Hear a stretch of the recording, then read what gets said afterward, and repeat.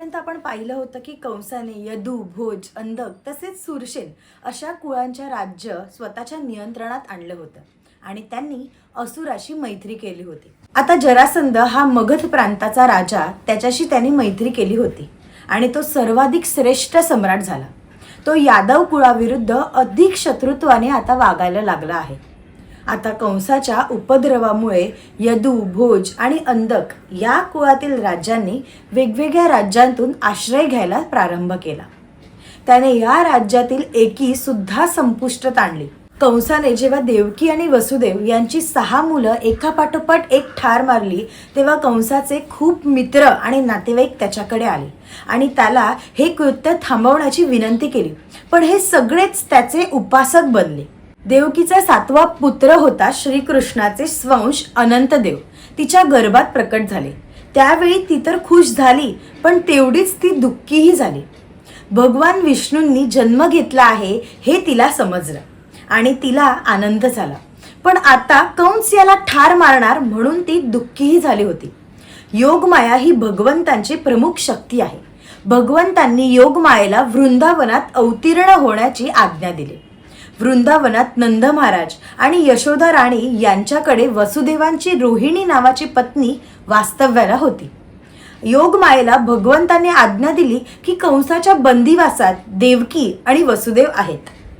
वर्तमान क्षणाला माझे स्वांशेष देवकीच्या गर्भात आहेत, तर तू देवकीच्या गर्भातून रोहिणीच्या गर्भात संक्रमित करण्याची व्यवस्था कर. यानंतर मी स्वतः पूर्ण शक्तीने देवकीच्या गर्भात प्रकट होणार. मी वसुदेव आणि देवकीचा पुत्र म्हणून जन्म घेईन आणि तू वृंदावनात नंद आणि यशोदा यांची कन्या म्हणून प्रकट हो. श्रीकृष्ण आणि योगमाया परमशक्तिमान भाऊ बहीण म्हणून अवतीर्ण झाले. श्रीकृष्ण परमशक्तिमान आहेत आणि दुर्गा या भौतिक जगात परमशक्ती आहे. शक्ती किंवा भगवान श्रीकृष्णांची बाह्य शक्ती दुर्गा यांचे उपासक सहजपणे सर्व प्रकारचे भौतिक यश प्राप्त करू शकतील. पण अध्यात्म मार्गात दिव्यत्वात उन्नती होण्याची इच्छा बाळगणाऱ्यांनी श्रीकृष्ण भावनेत शक्तिमानाच्या उपासनेतच संलग्न व्हायला हवे. भगवंतांनी योगमायेला पुढे सांगितलं की त्यांचे श्वांश अनंतशेष देवकीच्या गर्भात आहेत. रोहिणीच्या गर्भात ओढले गेल्यामुळे ते संकर्षण किंवा बलराम या नावाने ओळखले जातील आणि ते आध्यात्मिक शक्तीचे उगम स्थान असतील. भगवंतांकडून आदेश मिळाल्यानंतर योगमायेने प्रदक्षिणा घातली आणि ती त्यांच्या आदेशाप्रमाणे भौतिक जगात अवतीर्ण झाली.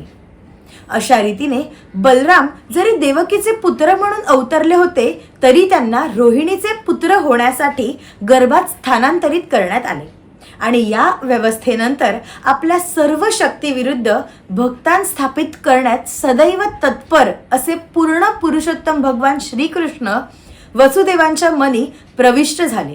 असे समजले जाते की श्रीकृष्ण प्रथम स्वतःला वसुदेवांच्या शुद्ध हृदयात स्थित केले आणि त्यानंतर ते देवकीच्या विशुद्ध हृदयात त्यांनी स्वतःला स्थानांतरित केले. भगवंत आपल्या अच्छित शक्तीद्वारे कोणत्याही प्रकारे अवतरित होऊ शकतात. वसुदेवाने जरी भगवंतांचे रूप हृदयांतरित धारण केले, तेव्हा त्यांचे तेज सामान्य जनांना किरणांनी तळपणाऱ्या सूर्याप्रमाणे दिसू लागले. भगवान श्रीकृष्ण वसुदेवांच्या शरीरातून देवकीच्या शरीरात प्रविष्ट झाले. हे सामान्य जीवांच्या स्थितीच्या पलीकडचे आहे. देवकी कंसाच्या कारावासात 4 भिंतीच्या आत असल्यामुळे पूर्ण पुरुषोत्तमांना धारण केल्याने तिथे प्रकट होणारे दिव्य सौंदर्य कोणीही पाहू शकले नाहीत. पण कंसाने मात्र तिचे ते दिव्य सौंदर्य पाहिले आणि त्यावरूनच तत्काळ निर्णय केला की भगवंतांनी तिच्या गर्भात आता आश्रय घेतलेला आहे. आणि पूर्वी तर तिचे हे सौंदर्य पाहायला मिळालेलेच नव्हते कंसाला. आणि या परिवर्तनामुळे देवकीच्या गर्भात आता काहीतरी अद्भुत असे सामावलेले आहे हे त्यांनी आता जाणले आणि कंस भ्रमित झाला. त्याला निश्चितच माहित होते की भगवंत भविष्यात आपल्याला ठार मारणार आहे आणि ते तर आता आलेलेही आहेत. म्हणून कंस विचार करू लागला की आता देवकीचं करायचं तरी काय. हे निश्चित आहे की श्रीकृष्ण देवतांचे कार्य सिद्ध करण्यासाठी आलेले आहेत आणि मी देवकीला जर ठार मारलं तरी त्याच्या कार्याला बाधा येणारच नाही. हे कंसाला माहित होतं. विष्णूंचा हेतू कोणीही विफल करू शकत नाही. असुरांनी आणलेल्या अडथळ्यांना महत्त्व न देता त्यांचा हेतू साध्य होणारच. या विचाराने जर मी देवकीला ठार मारलं तर विष्णू त्याची परम इच्छा सत्वर पूर्ण करतील आणि याच वेळी देवकीचा वध केला तर ते मोठे अघोरी कृत्य ठरेल आणि या कृत्याने माझे नावलौकिक नष्ट होईल. आणि देवकी एक स्त्री आहे, तशात ती माझ्याकडे आश्रयाला आहे आणि जर मी तिला ठार मारलं तर माझं नावलौकिक आणि माझं आयुष्य या सर्वांचा क्षय होईल. आणि शेवटी देवकीला ठार न मारण्याचा आणि येणाऱ्या भविष्याची वाट पाहण्याचा निर्णय कंसाने घेतला. तो बसताना, झोपताना, उठताना विष्णूचे चिंतन करू लागला आणि त्याचे मन भगवंताविषयीच्या विचारांनी भरून गेलं होतं. दुर्दैव असं होतं की त्याचे मन जरी विष्णू चिंतनात मग्न झालेलं होतं तरी त्याला भक्त समजले जात नाही, कारण तो श्रीकृष्णांना आपले शत्रू समजत होता. अशा प्रसंगी भगवान ब्रह्मदेव आणि भगवान शिव हे नारद प्रमुख, ऋषी समवेत आणि इतर देवतांच्या समवेत कंसाच्या गृहात अदृश्य रूपाने उपस्थित झाले आणि पूर्ण पुरुषोत्तम भगवानांची स्तुती गाऊ लागले. भगवान श्रीकृष्ण साधू जणांचे संरक्षण आणि दुष्टांचा नाश करण्यासाठी अवतीर्ण होतात हे त्यांनी दिलेले वचन आहे. या वचनाची पूर्ती करण्याकरताच भगवंतांनी देवकीच्या गर्भात प्रवेश केला आहे हे देवता समजू शकल्या आणि त्यामुळेच देवता आनंदल्या.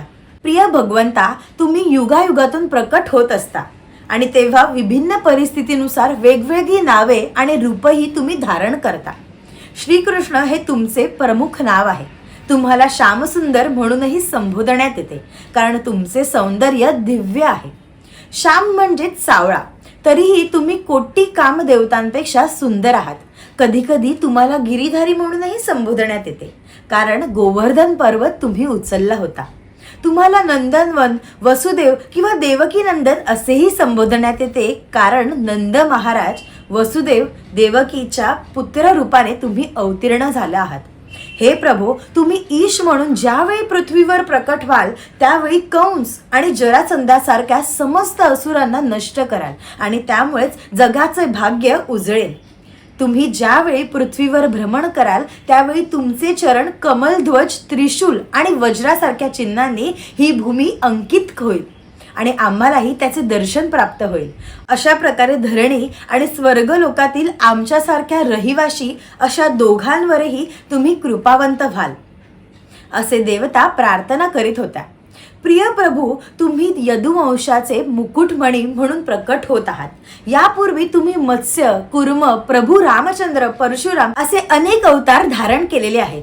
या स्वयंपूर्ण पुरुषोत्तम भगवान रूपात तुम्ही संपूर्ण व्हावे आणि आमचे जीवन शांततेने व्यतीत व्हावे म्हणून आमची सर्व विघ्ने दूर व्हावीत अशी आम्ही तुमच्या चरणी विनंती करतो.